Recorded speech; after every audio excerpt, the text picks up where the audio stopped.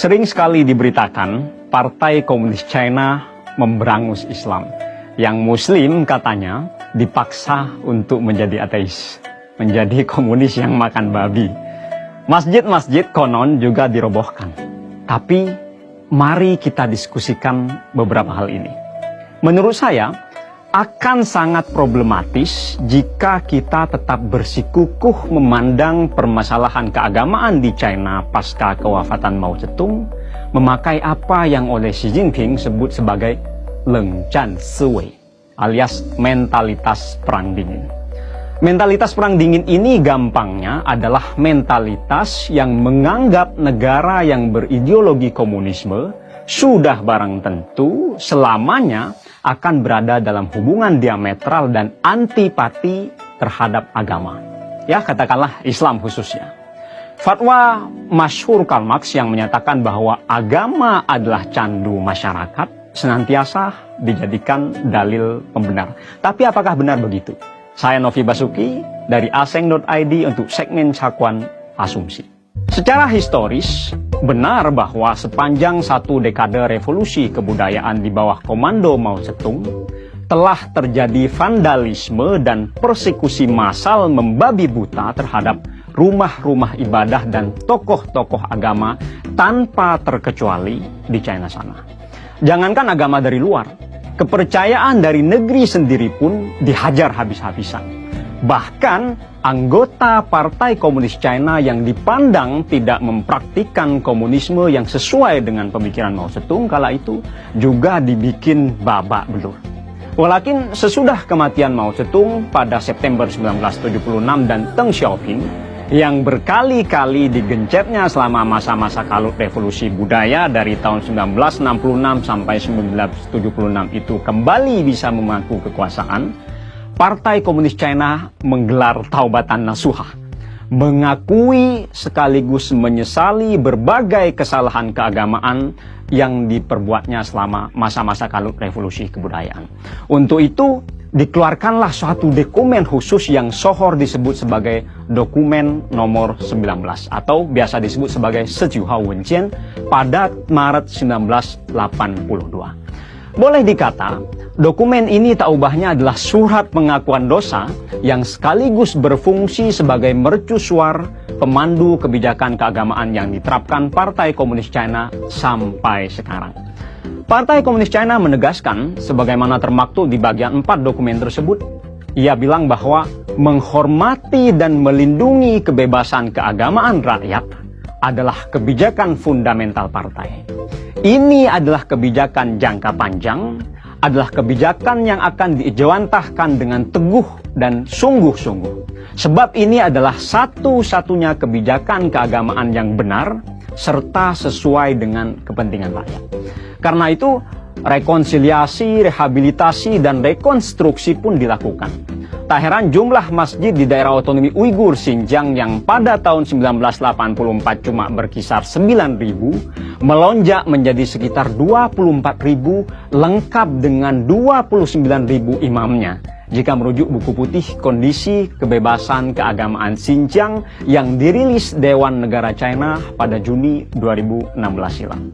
Terhitung selama sewindu sejak 1982 sampai 1990, menurut makalah David Palmer yang terhimpun dalam buku Handbook of Contemporary China yang dieditori oleh William Tai dan Alvin Zhou, Muslim bersuku Hui juga menanjak 19% populasinya. Pemeluk Islam yang pada awal kemerdekaan China cuma berkisar 8 jutaan, meroket menjadi tak kurang dari 30 juta jiwa sekarang. Partai Komunis China lantas menekankan, tetap di bagian dan dokumen yang sama, perbuatan apapun yang memaksa yang tidak beragama untuk beragama adalah sama halnya dengan memaksa yang beragama untuk tidak beragama. Itu semua melanggar kebebasan keagamaan orang lain dan karenanya adalah kesalahan fatal sekaligus mutlak tidak diperbolehkan. Makanya hingga kini saya belum menemukan bukti valid bin Sohih yang dapat menunjukkan Partai Komunis China telah ingkar terhadap komitmennya yang menjamin kebebasan keagamaan rakyatnya tersebut. Tentu lain soal kalau terhadap rakyatnya yang ya misalnya gampang mengkafir-kafirkan lantaran terpapar apa yang mereka sebut sebagai Arabisasi ala pohwa. Arabisasi berkedok pemurnian Islam itulah yang berusaha dibendung Partai Komunis China. Sebenarnya gerakan pemurnian Islam atau yang kelak kita kenal dengan Wahhabisme ini sudah masuk ke China sejak akhir abad 19 melalui seorang yang baru datang menunaikan haji bernama Ma Wanfu. Dan sekarang saya dapat info dari esai Profesor Beijing Foreign Studies University yang bernama Xue Qingko yang menulis makalah berbahasa Arab dengan judul Ta'ammalat Haul At-Tatarruf Ad-Dini wal Islamofobia fi Sin, yang artinya refleksi tentang ekstremisme agama dan Islamofobia di China, yang terbit di harian Al-Hayat pada 30 Agustus 2017 silam. Dia menyebutkan Muslim China yang terpengaruh pemikiran fundamentalisme Sayyid Qutb dan Abul A'la Maududi sehingga menolak kontekstualisasi dan sikap kritis terhadap teks-teks ilahi, jumlahnya tidaklah sedikit di China sana. Sebagai akibatnya, pola pikir tak sedikit Muslim China makin tidak fleksibel dan buntu pada dua pilihan dikotomis hitam putih, halal atau haram, Muslim atau kafir. Walhasil, ini yang disesalkan Xue Qingko, citra Islam di mata kebanyakan masyarakat China berubah dari agama yang terbuka ke yang tertutup, dari yang toleran ke yang intoleran, dari yang moderat ke yang ekstrem, dari yang memudahkan ke yang menyulitkan. Muslim semacam itulah yang ditengarai pemerintah komunis China sebagai salah satu tanda tumbuhnya benih-benih radikalisme dan ekstremisme agama. Sebaliknya, radikalisme dan ekstremisme agama dikhawatirkan akan menyuburkan Islamofobia di kalangan masyarakat China yang acap dicap kafir karena hidup di negara Togut oleh mereka itu.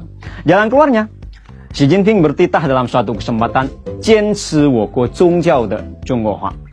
Istiqomahlah dalam melakukan sinoisasi agama-agama di negeri kita, kata Xi Jinping. Sinoisasi agama yang di dalamnya termasuk sinoisasi Islam yang dicanangkan Xi Jinping sebagai panacea Arabisasi itu sebenarnya bukanlah barang baru.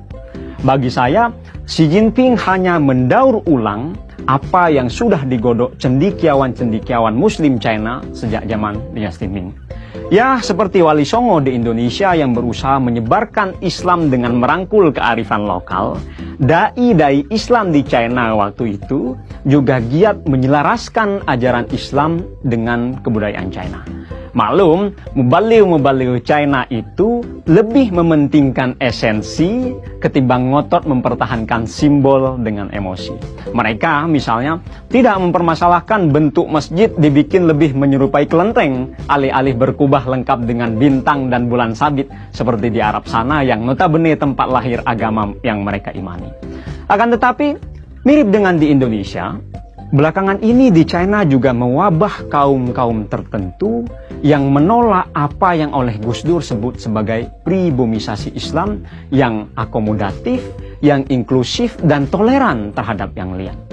Mereka maunya apa-apa kudu seperti di Arab sana, karena itulah yang dianggap oleh mereka sebagai satu-satunya perwujudan Islam yang asli. Partai Komunis China yang bangga dan percaya diri kepada kebudayaan sendiri jelas melawannya. Partai Komunis China mengamini petuah Bung Karno, saya pikir. Kalau jadi Islam, kata Bung Karno, tidak perlu menjadi orang Arab. Karena itu, perobohan-perobohan masjid di China memang adalah fakta yang tidak patut dan memang tidak pernah dinegasikan keberadaannya oleh pemerintah Komunis China.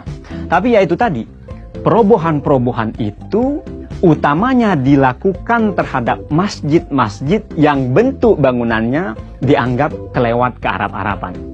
Sementara yang berarsitektur lokal tetap akan dibiarkan atau bahkan dilindungi oleh negara.